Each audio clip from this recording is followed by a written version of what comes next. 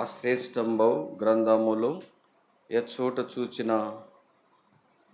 ఏమున్నాయి, వాగ్దానములు ఉన్నవి అని పాట పాడతాం. అందరినీ బైబిల్ పల్లెవి అందరం నేర్చుకున్నాం.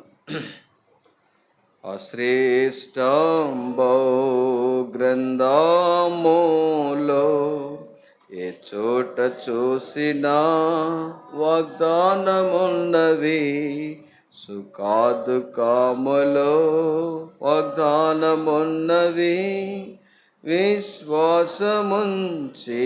ధ్యానించుడి, విశ్వాసముంచి ధ్యానించుడి.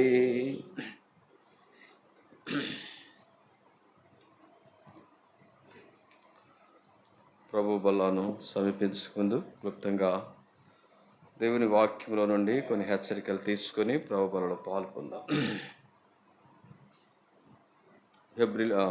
మొదటి కొరింథీయులకు రాసిన పత్రిక 11వ అధ్యాయము 27, 28 వచనాలు అందరం కలిసి చూద్దాం. మొదటి కొరింథీ 11వ అధ్యాయము 27, 28 వచనాలు. కాబట్టి ఎవడు అయోగ్యముగా ప్రభు యొక్క రొట్టెను తినెనో లేక ఆయన పాత్రలోనే త్రాగును, వాడు ప్రభు యొక్క శరీరమును గూర్చి రక్తమును గూర్చి అపరాధియగును. కాబట్టి ప్రతి మనుష్యుడు తను తాను పరీక్షించుకునవలెను, అలాగూ చేసి ఆ రొట్టెను తిని ఆ పాత్రలోనది త్రాగవలెను. తిరిగి హెబ్రీలకు రాసిన పత్రిక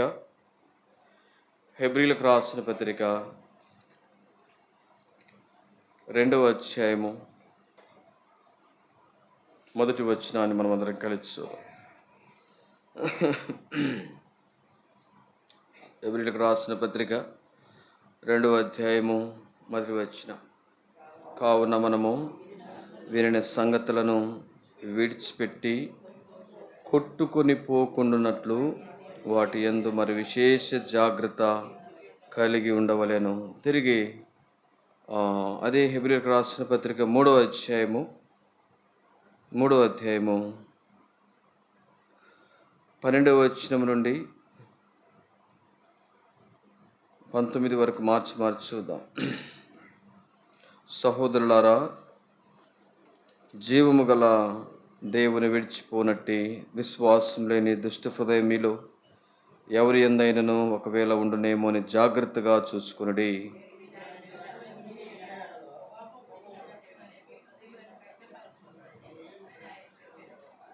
వెనుక పాపం వలన కలుగు భ్రమచేత మీలో ఎవడునూ కఠినపరచబడకుండానట్లు నేడు అనబడు సమయం ఉండగానే ప్రతి దినమును ఒకనికొకడు బుద్ధి చెప్పుకొనుడి. ఏలైనగా మొదట నుండి మనకున్న దృఢ విశ్వాసము అంతం మటుకు గట్టిగా చేపట్టిన ఎడలని క్రీస్తులో పాలువారమై ఉందుము.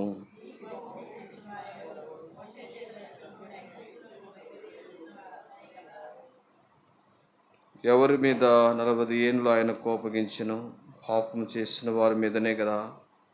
వారి శవములు అరణ్యములో రాలిపోయాను.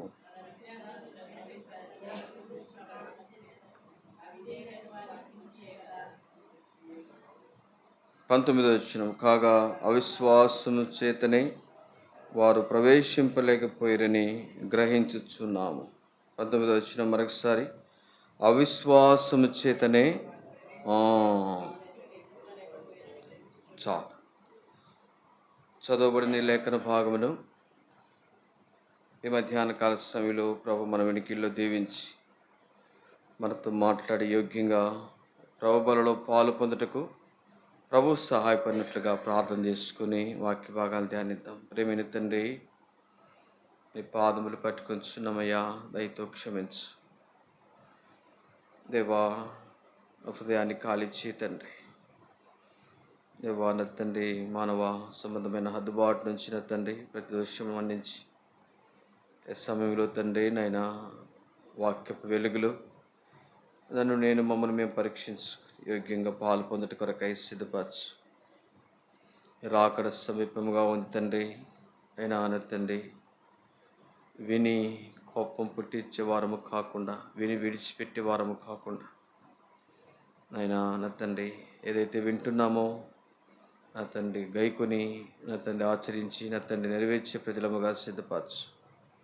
ఒకసారి నా తండ్రి మమ్మల్ని అందరినీ మీ ఆధీనంలో ఉంచుకోండి. నిష్ప్రయోజకుని బలహీనుని సెలువు చాటు మరుగుపరిచి నా తండ్రి నీ వాక్య భాగముల నుండి మాతో నా తండ్రి మాట్లాడి మహిం పొందుతురమ్మని, యోగ్యంగా ప్రభు బలలో పాలు పొందుట కొరకై మమ్మల్ని సిద్ధపరిచి మహిం పొందమని యేసుక్రీస్తు ఘనమైన పరిశుద్ధ నామమున స్తుతించి ప్రార్థించి వేడుచున్నాము తండ్రి, ఆమేన్.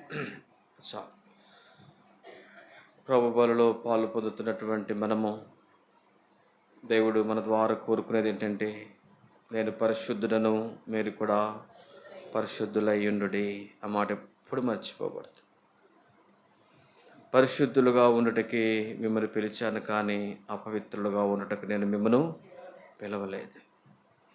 పరిశుద్ధత విషయంలో తన ఘటమును కాపాడుకొనుట దేవుని చిత్తం.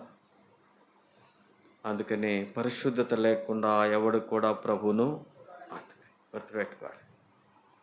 ప్రభు వల్ల పరిశుద్ధమైనది. పరిశుద్ధంగా మనం కూడా ప్రభు బలలో పాలు పొందాలి. ఎందుకు?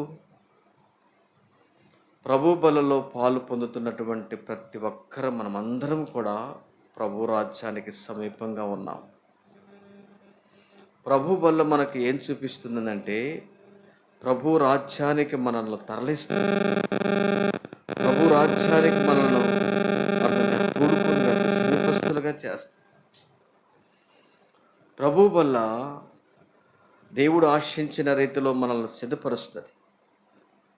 ప్రభు వల్ల విశ్వాస జీవితంలో మనకెంతగానో నిజంగా సహాయపడుతుంది. అందుకని భక్తుడైన పౌలు అంటాడు, అయోగ్యముగా పాలు పొందుట ద్వారా ఎవడు అయోగ్యముగా పాలు పొందునో, అయోగ్యముగా కాదు కానీ యోగ్యంగా పాలు పొందాలి.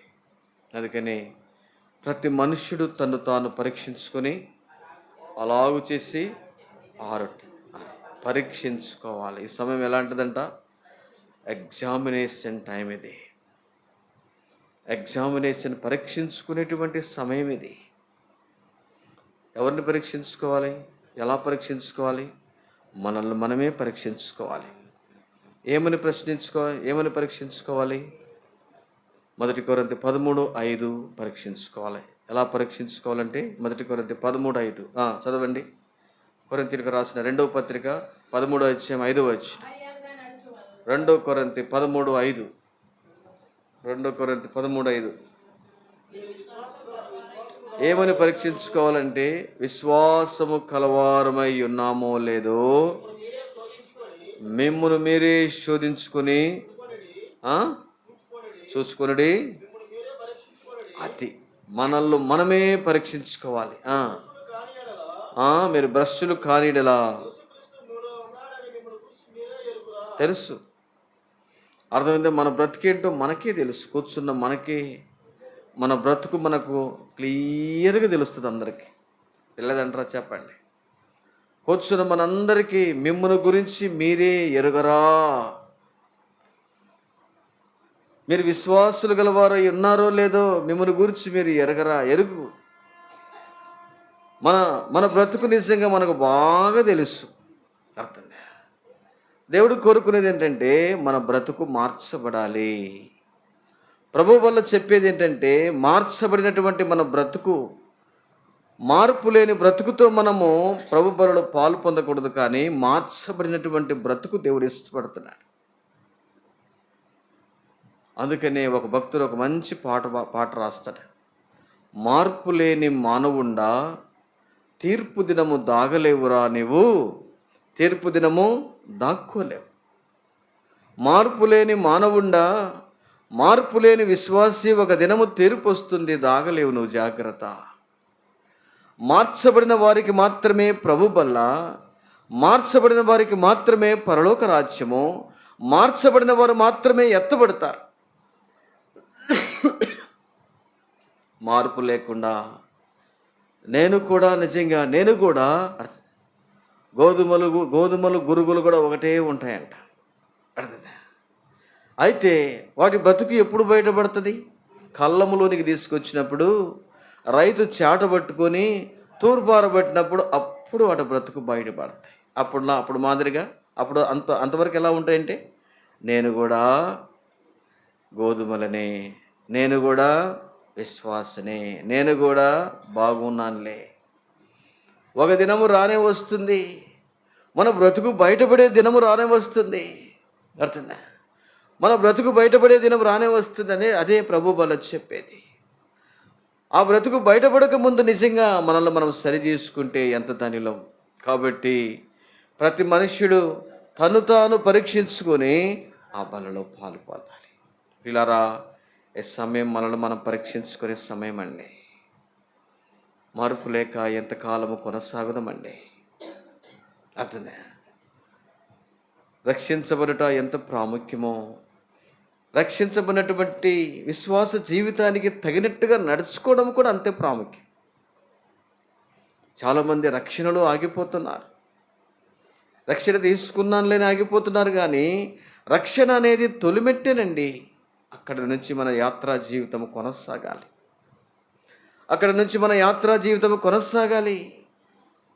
అందుకనే రక్షించబడటం ఎంత ప్రాముఖ్యమో, నిజంగా మన రక్షణను కాపాడుకునేది కూడా అంతే ప్రాముఖ్యం. అందుకనే ఒక మాట మనం చూస్తూ వచ్చాం. హెబ్రీయులకు రాసిన పత్రిక 3వ అధ్యాయం 15వ వచనము మధ్య భాగంలో చదువుదాం. చూడండి, ప్రతి దినమును అక్కడి నుంచి చదవండి. పై లైన్ చదవక, మీలో ఎవడును నేడు అనబడు సమయం, ఇది నీ దినము. నేడు అంటే ఈ దినము ప్రభు నీకు ఇచ్చాడు, నిన్ను బ్రతికించాడు, నిన్ను సజీవురాలుగా చేశాడు. నేడు అనబడు సమయం ఉండగానే ప్రతి దినము ఒకరినొకడు బుద్ధి చెప్పుకొనుడి. అర్థం? ఇక్కడ ఆగుదాం. ప్రతి దినము ఒకరినొకడు. ఎంతమందికి బుద్ధి చెప్పేయాల? బుద్ధి చెప్పడం అంటే ఏంటి? నేనేం బుద్ధి చెప్పానన్నా, నాకే బుద్ధి లేదు అన్నమా? ప్రతి దినం అంటే ఈ దినం ప్రభుదినం, ఏ దినం ప్రభుదినం, దేవుని సన్నిధికి వస్తున్నారని ప్రతిదినం ఒకరినొకరం హెచ్చరించాలి, ప్రతిదినం ఒకరినొకరం పురికొల్పుకోవాలి. అదే దేవుని వాక్యం సెలవిస్తుంది. ఆ దినము సమీపించిన కొలది మరి ఎక్కువగా ఒకరినొకరం పురికొల్పుకోవాలి, ఒకరినొకరం హెచ్చరించుకోవాలి. నిజంగా విశ్వాసంలో నీవు కొనసాగుతున్నావు, దేవునికి ఇష్టంగా కొనసాగుతున్నావంటే నిజంగా నువ్వు బుద్ధి చెప్పుకోవాలి, ఒకరినొకరు ప్రోత్సాహపరుచుకో. అదే మాట ఉంది, ప్రతి దినము ఒకరికొకడు బుద్ధి చెప్పుకునుడి.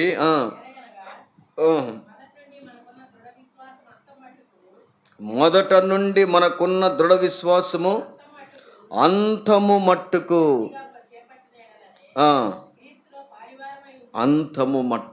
గుర్తుపెట్టుకోవాలి. ఆరంభంలో చక్కగా ఉంటాం, ఆరంభంలో ఎంత పరిగెడతాం, ఆరంభంలో ఎంతగానో నిజంగా దేవుని సేవించే విషయంలో ముందుకు వస్తాం. కానీ అంతం అనేది దేవుడు ఇష్టపడేది.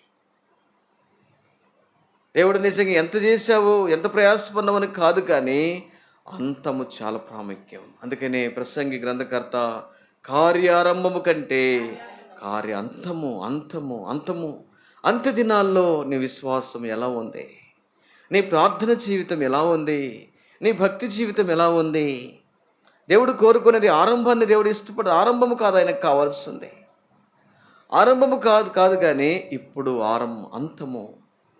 ఆయన రాకడ దినాల్లో ఎలా ఉన్నాం సంఘంగా, ఆయన రాకడ దినాల్లో అంతము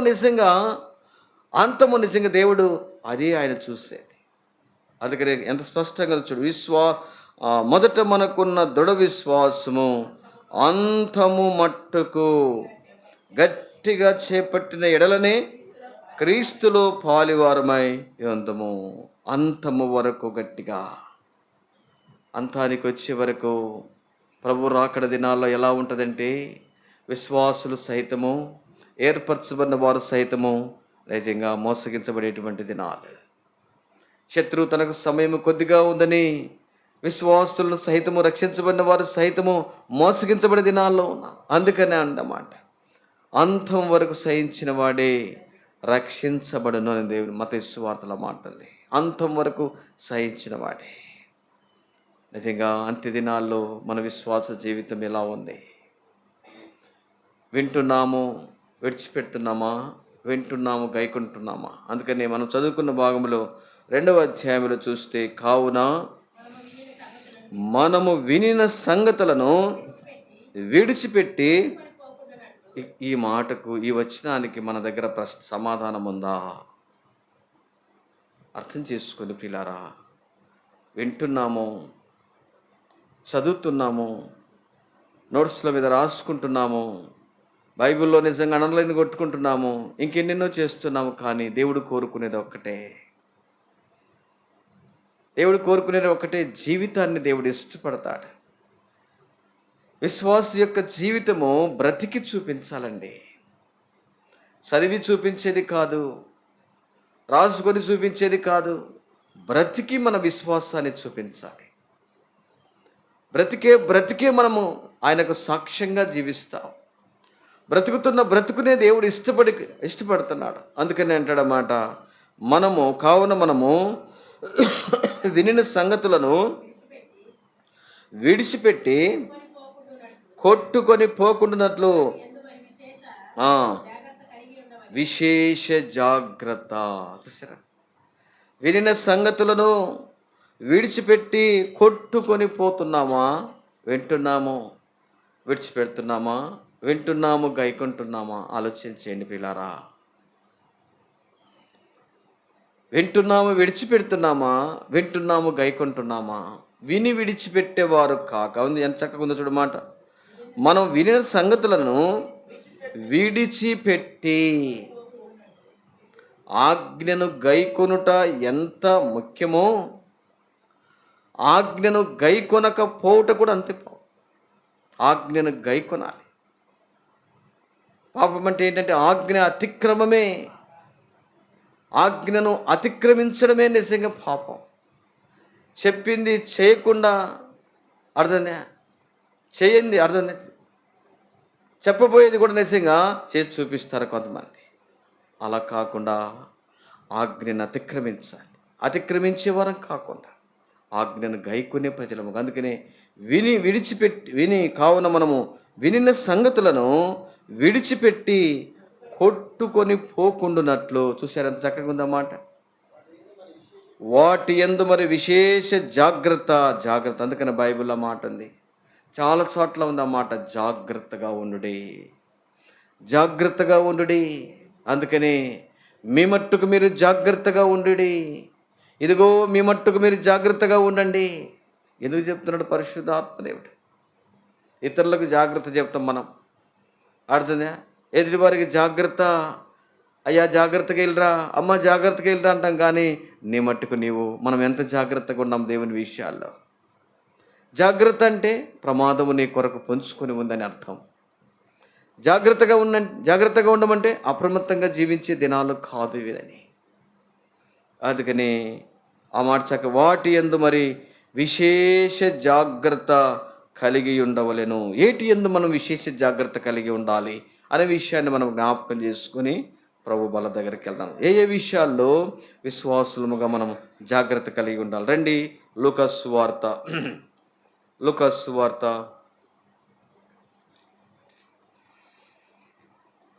21వ అధ్యాయము 21వ అధ్యాయము ఏ విషయాల్లో మనము జాగ్రత్త కలిగి ఉండాలో మనం జ్ఞాపకం చేసుకొని ప్రభు బల దగ్గరికి వెళ్దాం. 34వ వచనం, మీ హృదయములు తిండి వలనను, మత్తు వలనను, ఐక విచారం వలనను మందముగా ఉన్నందున ఆ దినము అకస్మాత్తుగా మీ మీదకి ఉరి వచ్చినట్టు రాకుండా మీ విషయమై మీరు విశ్వాసులు ఈ 3 విషయాల్లో నిజంగా జాగ్రత్తగా ఉంటారంట. పరిశుద్ధాత్మదేవుడు రాయిస్తున్నాడు. కూర్చున్న మనం ఏ విషయాల్లో అజాగ్రత్తగా ఉంటున్నామో ఒకసారి మనం పరీక్షించుకుంటే మంచిది. అర్థమే, మీ హృదయములు ఒకవేళ తిండి వలనను, తిండి వలనను, చాలామంది ఇక్కడే నిజంగా పడిపోతారు. తిండి వలనను, అర్థమే ఏంటి తిండి వలన? ఎప్పుడు కూడా విశ్వాస జీవితంలో భూ సంబంధమైనటువంటి మనసు, ఇదే తిండి వలన. భూ సంబంధమైనటువంటి మనసు పెట్టుకున్నామంటే నిజంగా నీ జీవితం ఎలా ఉందంటే తిండి వలననా. ఎప్పుడు నిజంగా ఏమి తిందామా, ఏమి త్రాగుదామా, ఏమి ధరించుకుందామా, ఇదే ఆలోచన. అర్థమే. యథార్థంగా ఒప్పుకుందాం దేవుని దగ్గర. ఎందుకన్నాడు పరిశుద్ధాత్మ దేవుడు తిండి వలనను. తిండి అంటే శరీరానికి కావలసినటువంటి అవసరాల కొరకు ఆత్మ సంబంధమైన కార్యాలు అర్థమైంది మనం అశ్రద్ధ చేయడమే తిండి వలనను. బహుశా నిశ్చయంగా తిండి వలనను దైవ కార్యాలను మనము చంపేస్తున్నామేమో, దేవుని కార్యాలకు దూరమైపోతున్నామేమో. అందుకనే దేవుని వాక్యములు ఉంది, మీరు తిండి వలనను. అతను కొలసీలకు రాసిన పత్రికలో ఆ మాట ఉంది, భూ సంబంధమైన వాటి మీద మనసు పెట్టుకోవద్దండి. మన మనసు అంతా నిజంగా ఇల్లు ఏమైంది, వాకిలు ఏమైంది, గుమ్మాలు ఏమైనాయి, పిల్లలు ఎలా ఉన్నారు, పనులు ఎలా ఉన్నాయి, ఇదే కదా. యథార్థంగా చెప్పండి. యథార్థంగా ఒప్పుకుంటే ప్రభు కనికరిస్తాడు. నీ ఆలోచన అంతా ఉదయం నుంచి సాయంత్రం వరకు తిండి వలన కాదా చెప్పండి. తిండి అంటే ఇదే. అర్థంగా భూ సంబంధమైన మనసే. అందుకని చూడండి కొలసీలకు రాసిన, ఇది ఇట్లే పెట్టుకోండి, కొలసీలకు రాసిన పత్రిక మనకు పరిచయమైన భాగం ఈ మాట చూడండి. మాట 3వ అధ్యాయం 1వ వచనం నుండి, మీరు నిజంగా క్రీస్తుతో కూడా లేపబడిన వారైతే పైనున్న వాటినే ఉందా వెతుకుతున్నామో మనం చెప్పండి. పైనున్న వాటినే. ఏంటి పైనున్నటివి? పైనున్న వాటినే వెదకుడి, అక్కడ క్రీస్తు దేవుని కుడి పార్శ్వమున కూర్చుండి ఉన్నాడు. పైనున్న వాటి మీదనే కానీ అబ్బా భూ సంబంధమైన వాటి మీద. ఏంటి భూ సంబంధమైనది? తిండి కొరకే. ఏమి తిందమా, ఏమి త్రాగుదమా, ఎలా సంపాదించుకుందామా, భూ సంబంధమైన మనసు. అర్థం. ఇల్లేమయ్యా, ఇంట్లో పరిస్థితులు ఏనాయి, పిల్లలు వారి పరిస్థితులు, ఇవే నిజంగా తిండి వల్ల. అందుకనే భూ సంబంధమైనటువంటి మనసు పెట్టుకోవద్దండి. భూ సంబంధమైనటువంటి పైనున్న వాటినే కానీ భూ సంబంధమైన మనసు పెట్టుకుని ఏలైనగా మీరు మృతి పొందుతారు.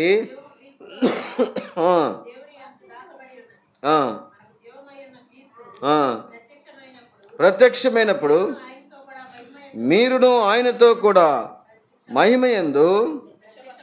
ఈ మాట గమనించాలి. తిండి వలనను అంటే దాని అర్థం ఏంటంటే భూ సంబంధమైన మనస్సు. శరీరానికి కావలసిన అన్ని ఆలోచన చేస్తున్నాం. అర్థమే. శరీరం అనారోగ్యంతో ఉంటే హాస్పిటల్కి పరిగెడుతున్నాం, శరీరం ఆకలితో ఉంటే ఆహారం తింటున్నాం, శరీర సంబంధమైన అక్కర్లుంటే అవి తీర్చుకుంటున్నాం. శరీరానికి ఈ శరీరం ఎంతవరకు మన్నైనది వెనకటి వలనే మరలా భూమికి చేరుతుంది. ఆత్మ దాన్ని దయచేసిన మట్టిలోనికి వెళ్ళిన తర్వాత మనం ఏం చేయలేం. మన మనసంతా నిజంగా మట్టి కొరకే. ఆలోచన చేయండి. భూ సంబంధమైనటువంటి మనసు అంటే ఏంటంటే దాని అర్థం ఏంటంటే ఎప్పుడు కూడా కింది చూపే, ఎప్పుడు కూడా కింది చూపే. నిజంగా విశ్వాసి నిజంగా అలాంటి చూపు కలిగి ఉండకూడదని దేవుని వాక్యం సెలవిస్తుంది. పైనున్న వాటినే కానీ దేవుని కొరకు, దేవుని రాజ్యం కొరకు, దేవుని కార్యముల కొరకు ఉండబోయేటువంటి నిజంగా ఆ రాజ్యము కొరకు నిజంగా మనం భూమి మీద చక్కని పునాదులు వేసుకోవాలండి. నా మాటలు కాదువి. బహుశా నిజంగా బలలో పాలు పొందడానికి సిద్ధపడుతున్న ప్రేమైన సహోదరుడా, సహోదరి, నీ మనసు ఎలా ఉంది? భూ సంబంధమైన మనసు పెట్టుకొని నెమ్మది లేకుండా బ్రతుకుతున్నామా? భూ సంబంధమైన ఆలోచనలు కడిగి ఒంట్లో ఆరోగ్యం లేదు, నెమ్మది లేదు, సంతోషం లేదు, సమాధానం లేదు, అనుకున్నవి నిజంగా సాధించలేకపోతున్నాం. కారణం ఏంటో తెలుసా? నీ చూపంతా, నీ దృష్టి అంతా భూ సంబంధమైన వాటిపైన ఉంది. కాబట్టి దేవుని వాక్యం ఎంత స్పష్టంగా చెప్తుంది, మీరు క్రీస్తుతో కూడా లేపబడిన వారైతే. దేవుడు మనల్ని లేపాడు. ఆయన మృతులలో నుండి మనల్ని లేపాడు. ఆయన పాపము నుండి, శాపము నుండి విడిపించాడు. తన కుమారునిగా, తన కుమార్తెగా చేసుకున్నాడు. పాప దాసత్వం నుండి మనల్ని విడిపిస్తూ వచ్చాడు. అందును బట్టి మనం ఏం చేయాలంటే, మీరు క్రీస్తుతో కూడా లేపబడిన వారైతే పైనున్న వాటినే ఆ రాజ్యం కొరకు మనం ఏం చేస్తున్నాం? ఆ మహిమ కొరకు ఎంత సిద్ధపడుతున్నాం? వాటి కొరకు మనం ఎంత ఎదురు చూస్తున్నాం? ప్రేమైన సహోదరుడా, సహోదరి, మరణము కిటికీల గుండా నిజంగా దూరాల గుండా చూస్తూ ఉంది. ఎప్పుడు ఏ విధంగా ఎలాగున ఈ లోకము నుండి వెళ్ళిపోవాలో మనకు తెలియదు. నిజంగా మనం లోకంలో చూస్తున్నాము హఠాత్తు మరణాలు. బయటికి వెళ్ళి నిజంగా లోపలికి రాలేకపోతున్నారు, పడుకొని లేవలేకపోతున్నారు, ప్రయాణం చేసి ఇంటికి రాలేకపోతున్నారు. భయంకరమైనటువంటి దుర్దినాలు. అందుకని ప్రసంగి గ్రంథకర్త అంటాడు, దుర్దినములు రాకముందే, దుర్దినాలు రాకముందే, దుర్దినాలు నీ కొరకు పంచుకొని ఉన్నాయి. చెడ్డ దినాలు నిజంగా నీ కొరకు పంచుకొని ఉన్నాయి. దినాలు చెడ్డవి గనక సమయాన్ని పోగొట్టుకోవద్దు. దినాలు చెడ్డవి గనక సమయాన్ని పోగొట్టుకుంటున్నావు. ఎంత సమయం నిజంగా వృధా చేస్తున్నావు భూ సంబంధమైన మనసు పెట్టుకొని. తిండి కొరకు, ఈలోక సంబంధమైనటువంటి ఆశల కొరకు, ఈలోక సంబంధమైనటువంటి వాటి కొరకు నీ మనసంతా, నీ ఆరోగ్యం అంతా నిజంగా ఒళ్ళంతా గుల్ల చేసుకుంటున్నావు, కానీ నెమ్మది లేదు. దేవుని వాక్యం సెలవిస్తుంది, మీరు క్రీస్తుతో కూడా లేపబడిన వారైతే పైనున్న వాటినే. అక్కడ నువ్వు వెతకడానికి ప్రయత్నం చేస్తే ఇక్కడ కార్యాలు దేవుడు చేస్తారు. ఇక్కడ కార్యాలు నిజంగా జరగకపోవడానికి కారణం ఏంటంటే ఆ మనస్సు నిజంగాను ఆ మనస్సును తొలగించుకుంటున్నావేమో బహుశా.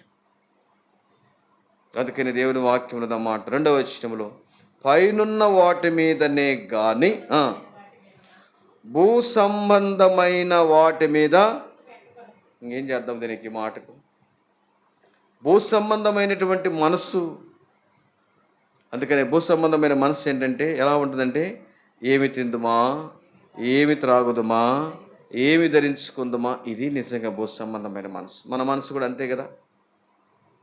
అవును తండ్రి, భూ సంబంధమైన మనస్సుతో ఆత్మ సంబంధమైన కార్యాలు పోగొట్టుకున్నానయ్యా, నన్ను క్షమించు. భూ సంబంధమైన మనసు పెట్టుకొని తండ్రి నెమ్మది లేకుండా బ్రతుకుతున్నానయ్యా. ఏ పనులు నిజంగా సాధించలేకపోతున్నాను తండ్రి. ఆశపడుతున్నాను కానీ, ఎంతో నిజంగా ఆశపడుతున్నాను కానీ నెరవేర్చుకోలేకపోతున్నానయ్యా. కారణం ఏంటంటే భూ సంబంధమైన మనస్సు. అందుకనే ఏ విషయాల్లో జాగ్రత్తగా ఉండాలంటే తిండి వలనను. భూ సంబంధమైన మనస్సు ఏం చూపిస్తుందంట? తిండి కొరకే. అందుకని ఫిలిప్పీలో రాసిన పత్రికలు అంటాడు, వారి కడిపి వారి దేవుడు. ఎక్కడుందమ్మా అంట? ఫిలిప్పీలకు రాసిన పత్రికలో ఆ మాట ఉందన్నమాట. చూడండి అన్నమాట, దాని కొరకే. 3వ అధ్యాయం 19వ వచనంలో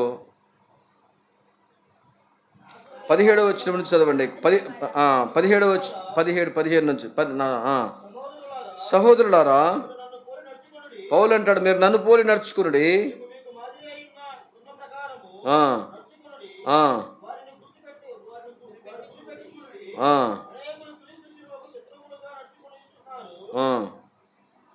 వీరిని గూర్చి మీతో అనేక పర్యాయములు చెప్పి ఇప్పుడు నువ్వు ఏడ్చుచూ చెప్పుచున్నాను.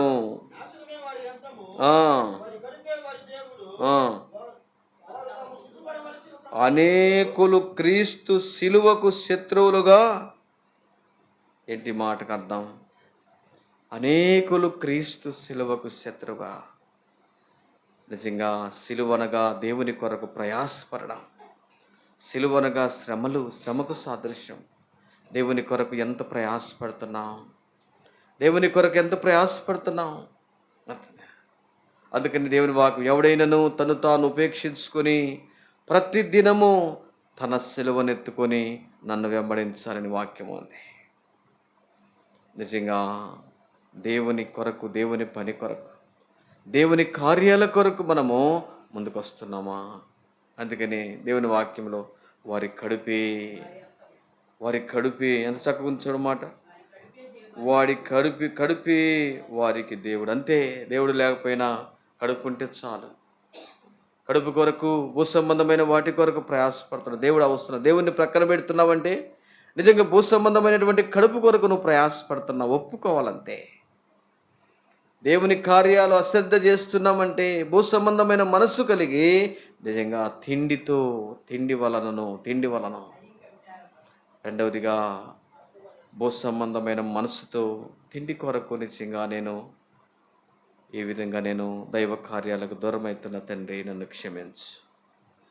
రెండవదిగా మనం చూస్తే తిండి వలనను, మత్తు వలనను. ఏ మత్తిది? ప్రార్థన లేని మత్తు, ప్రార్థించలేని మత్తు. అందుకని అంటాడు, మీరు శోధనలో ప్రవేశించకుండానట్లు మెలకువ కలిగి ప్రార్థన చేయడం. వాళ్ళు ఎలా ఉన్నారంటే నిద్రమత్తుతో ఉన్నారు. ఇది నాలో విశ్వాసులు కూడా ఆత్మీయ సోమరితనముతో, ఆత్మ సంబంధమైనటువంటి సోమరితనముతో నిజంగా నిద్రపోతున్నారు. ఆత్మ సంబంధమైనటువంటి మత్తులో ఉన్నారు. ఏంటి మత్తు అంటే దేవుని కార్యాలు అర్థం కాదు, దేవుని పనులు అర్థము కాదు, దేవుని యొక్క కార్యాలు నిజంగా వారు అర్థం చేసుకునేటువంటి నిజంగా మెలకునేటువంటి జీవితం లేదు. అందుకనే అంటాడు ఎఫెసీయులకు రాసిన పత్రికలో ఆ మాట ఉంది, నిద్రిస్తున్నటువంటి నీవు మేలుకో. ఎంతకాలం నువ్వు నిద్రపోతావు? ఆత్మీయ సోమరితనం నుంచి లే, దినాలు చెడ్డగా ఉన్నాయి. చూడన్నమాట ఎఫెసీయులకు రాసిన పత్రిక ఎన్నో వచ్చిన చెప్పక 14 వచ్చిన చదవక 14 నుండి, అందుచేత నిద్రించుచున్న నీవు నిద్రిస్తున్నట్టు నీవు. సంఘం ఈ దినాలు ఎలా ఉన్నారంటే, విశ్వాసులు ఎలా ఉన్నారంటే నిద్రిస్తున్నారు. ఏంటి నిద్ర అంటే ఆత్మ సంబంధమైనటువంటి నిద్ర. ఈ నిద్ర చేత దేవుని కార్యాలు నీకు అంతుపట్టడంలే. దేవుని ఇంట్లో ఏమి జరుగుతుందా, దేవుని ఇంట్లో ఎవరు ఎలాగనున్నారా, దేవుని ఇంట్లో నిజంగా ఏ పని జరుగుతుందా, దేవుని ప్రజలు ఎలా ఉన్నారా నీకు అర్థం కావడంలా. ఏ కుటుంబం ఏ పరిస్థితిలో ఉందా, ఎందుకు నేను రక్షించుకున్నారంటే అందరి కొరకు, సంఘక్షేమము కొరకు నువ్వు ప్రార్థన చేయాలి. సంఘక్షేమము కొరకు ప్రార్థించేటువంటి బిడ్డగా ఉంటావని, ప్రార్థించేటువంటి కుమారునిగా కుమార్తెగా ఉంటావని ప్రభు నిన్ను రక్షించుకున్నాడైతే నీకేం అర్థం కావడం లేదు. నీకు నిద్రే నిద్ర. అర్థంగా అంత్య దినాల్లో విశ్వాసులను సైతము శత్రువు నిజంగా నిద్రలోనికి తీసుకొస్తుంది. ఏంటి నిద్ర అంటే దేవుని కార్యాల పట్ల అవగాహన లేదు, దేవుని కార్యాల పట్ల ఆలోచన లేదు. అర్థం నిద్ర నుంచి మేలుకునేటువంటి విశ్వాసులు ఎలా ఉంటారంటే వారి యొక్క పరిస్థితిని సంఘానికి తెలియచేస్తారు, సంఘములో ఉన్నటువంటి వారి కొరకు ప్రార్థన చేస్తారు. ఈ అనుభవం లేకపోతే నువ్వు నిద్రపోతున్న లెక్కే. ఈ అనుభవం లేకపోతే నువ్వు నిద్రపోతున్నావు. జ్ఞాపకం చేసుకో. అంత్య దినాల్లో, ప్రభు రాకడ దినాల్లో సంఘం ఎలా ఉంటుందంటే, విశ్వాసుల యొక్క పరిస్థితులు ఎలా ఉంటాయంటే మత్తులు మత్తులు మత్తు. ఏంటి మత్తు అంటే ఆత్మీయ సోమరితనము, నిద్రమత్తు. ఏమంతు పట్టవు. ఎట్లనన్నా పోని సంఘం, విశ్వాసులు ఎట్లనన్నా పోని, ఏ విధంగా పోని, సంఘ ప్రార్థనలు చేసుకోండి, ఉపవాస ప్రార్థనలు చేసుకోండి, బైబిల్ స్టడీ చేసుకోండి, మా నిద్ర మాదే. అర్థంగా మా నిద్ర మాదే. నిద్రిస్తున్నటువంటి విశ్వాసి నువ్వు మేలుకొంటే మేలు పొందుతావండి. నిద్రిస్తున్నటువంటి నీవు మేలుకో. చదవయ్యా ఇప్పుడు మాట. నిద్రిస్తున్నటువంటి నీవు మేలుకొని మృతులలో నుండి లేమసురా. నిద్రమత్తు ఏం చేస్తుందంటే మృతమైనటువంటి జీవితానికి ఆత్మీయంగా నిజంగా నిన్ను చంపేస్తా ఉంది. నిజంగా నిద్రమత్తు. మృతులలో నుండి లెమ్ము, క్రీస్తు నీ మీద ప్రకాశించునని ఆయన చెప్పుచున్నాడు. ఇక్కడ చదవండి, దినములు చెడ్డవి గనక సమయమును పోనివ్వక సద్వినియోగము చేసుకొనుచు అజ్ఞానుల వలె కాక. ఇది మెలకువైన జీవితం ఏంటంటే సమయమును పోనివ్వక. దినములు చెడ్డవి, చెడ్డ దినాల్లో ఉంటున్నామండి. ఈ చెడ్డ దినాల్లో, దుర్దినాల్లో మనము సమయాన్ని పోనిచ్చేవారముగా ఉండకూడదు. అందుకని మేము మొన్న చూస్తూ వచ్చాము.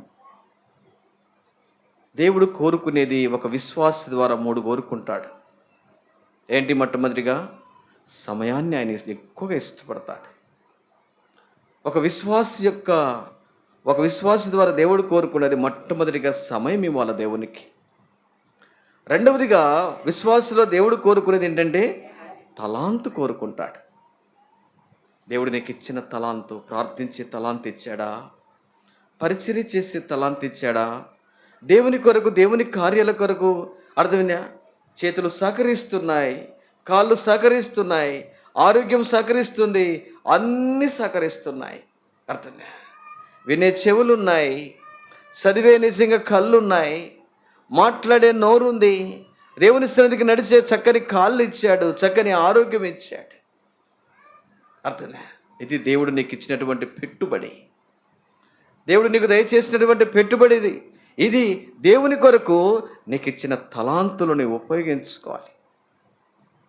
ఏ తలాంతు? దేవుడు నేను రక్షించాడంటే నిజంగా ఏదో ఒక తలాంతు నీకు ఇచ్చి ఉంటాడు. ఏ పని లేకుండా ప్రభు నిన్ను రక్షించుకోలేదు, గుర్తుపెట్టుకోండి. మందిరంలో నాకు ఏ పని లేదు అనేవారు నిజంగా ఆత్మీయ సోమరితనంతో నిద్రపోతున్నారు. అనేకమైనటువంటి పనులు నీ కొరకు సిద్ధంగా ఉన్నాయి. అర్థమైందా?